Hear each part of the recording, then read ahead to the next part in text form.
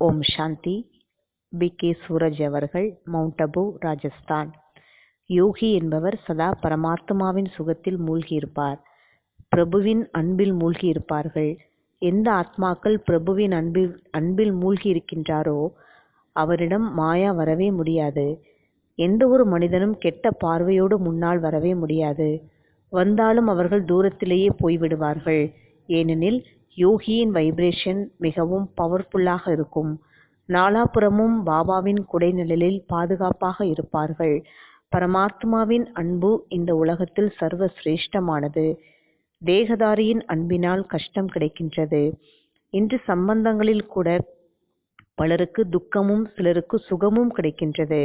ஆனால் பரமாத்மாவின் அன்பானது இந்த உலகத்தில் துக்கத்திலிருந்து நம்மை விடுவிக்கின்றது. மேலும் சுகம் ஏற்படுகிறது. சுகத்தில் இருக்கையில் துக்கம் ஏற்படுமா என்ன? பரமாத்மாவின் சுகத்தில் ஆத்மா நிறைந்து விடுகின்றது. நாம் நம்முடைய வாழ்க்கையில் சதா இந்த அத்தீந்திரிய சுகத்தை அனுபவம் செய்து கொண்டே இருக்க வேண்டும். இந்த சுகத்தை அதிகரித்து கொண்டே இருக்க வேண்டும். இந்த சுகத்தின் முன்பு உலகாய சுகமானது ரசனையற்றது. இத்தகைய சுகத்தை நிரந்தரமாக அனுபவிக்கவும் யோகியானவர் சாட்சி பார்வை உடையவராக விடுபட்டவராக இருப்பார். எந்த ஒரு பொருளின் பிரபாவத்திலும் வரமாட்டார். ஒவ்வொரு பொருளை பார்த்தாலும், எந்த ஒரு சூழ்நிலையை பார்த்தாலும், ஒவ்வொரு மனிதனை பார்த்தாலும் ஏன், என்ன என்ற கேள்விகளின் குழப்பத்தில் வராமல் சாட்சி பார்வையில் சதா இருப்பார்கள்.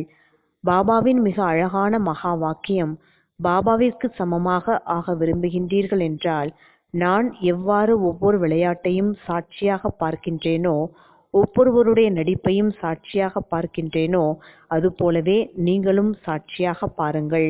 நான் எப்படி அனைவருக்கும் சகாஸ் கொடுக்கின்றேனோ அதுபோல நீங்களும் அனைவருக்கும் சகாஸ் கொடுங்கள். உங்களுடைய சுப பாவனை, உங்களுடைய ஆத்மீக விருத்தியானது அனைவருக்கும் சிரேஷ்டமான வைப்ரேஷன் கொடுக்கின்றது. இதன் மூலம் மிகப்பெரிய சேவை நடைபெறும். நாம் இந்த உலகில் இருந்தாலும் கூட விடுபட்டவராக இருக்க வேண்டும். இந்த உபராம் ஸ்திதி, அதாவது விடுபட்ட ஸ்திதி, நம்மை சம்பூர்ணத்தாவிற்கு நெருக்கத்தில் நம்மை அழைத்து செல்கின்றது.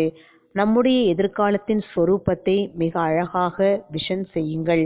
என் எதிரில் என்னுடைய சம்பூர்ண ஸ்வரூபம் இருக்கின்றது என்ற ஒரு காட்சியை மனதில் உருவாக்குங்கள். நிரந்தர யோகயுக்தாகவும் புத்தியானது உலகாய விஷயத்தில் இருக்காது. நான்கு புறமும் பிரகாசத்தின் கரணங்கள் பரவிக்கொண்டே இருக்கின்றது. தோற்றமானது தெய்வீகமாக தேஜோமயமாக இருக்கின்றது. 16 கலைகளில் முழுமையானதாக இருக்கின்றது. நம் டிகிரி 100 வரை சென்று கொண்டே இருக்கின்றது. இதுதான் தன்னுடைய சம்பூர்ண ஸ்வரூபம், பாப்சமான் ஸ்வரூபம். இந்த ஸ்வரூபம் நம் எதிரில் நின்று கொண்டு நம்மை அழைக்கின்றது. இந்த ஸ்வரூபம் என்னை இவ்வாறு ஆவகான் செய்கின்றது, வாருங்கள், நான் உங்களுடைய சம்பூர்ண ஸ்வரூபம் என்று. மெதுமெதுவாக இந்த ஸ்வரூபம் நம்மை நெருங்குகின்றது. தனக்குள் சம்பூர்ண ஸ்வரூபமானது நிறைந்துவிடும். சம்பூர்ண பவித்ரதா, சம்பூர்ண அஹிம்சா, சர்வகுண சம்பன்னம், 16 கலைகள் நிறைந்த யோகயுக்த் இரட்டை கிரீடதாரி ஆகிவிடுவோம். இதுதான் யோகியின் ஸ்திதியாகும். பிரம்மா பாபா போல இந்த பூமிக்கு வந்தாலும் நாம் சிந்தனை செய்யணும், நான் இங்கு இல்லவே இல்லை, நான் இந்த உலகத்தைச் சேர்ந்தவன் இல்லை என்று. சிரேஷ்ட யோகியின் ஸ்திதி இவ்வாறுதான் இருக்கும். கர்மா செய்தாலும், தொழில் காரியங்கள் செய்தாலும் கூட மனமானது அனைத்திலிருந்து விடுபட்டவராக இருப்பார்கள். இந்த ஸ்திதியை கொண்டுவர சம்பூர்ண ஞானம் மற்றும் சம்பூர்ண சாட்சி திருஷ்டி ஸ்திதி அவசியம். ஒவ்வொரு ஆத்மாவும் அவரவரின் நடிப்பை நடித்து கொண்டிருக்கிறார்கள். அனைவரும் நடிப்பை முடித்துவிட்டு வாபஸ் வீட்டிற்கு செல்ல வேண்டும். என்ன ஒன்று நடக்கின்றதோ அது முற்றிலும் சத்தியமானது. இந்த டிராமா மிகவும் அழகானது. இப்போது விளையாட்டு முடிவடைய போகிறது. நாம் இந்த நாடகத்தில் ஹீரோ பார்ட் பிளே செய்கின்றோம். இது போன்ற சுயதர்சன சக்கரத்தின் நினைவில் இருக்கும் ஆத்மா யோகயுக்து ஆகிவிடும். இன்று முழு நாளும் தன்னுடைய சம்பூர்ண ஸ்வரூபத்தை ஆவகான் செய்யுங்கள். 5 ஸ்வரூபத்தின் பயிற்சியின் கூடவே சகா ஸ்வரூபத்தின் பயிற்சியையும் செய்யுங்கள்.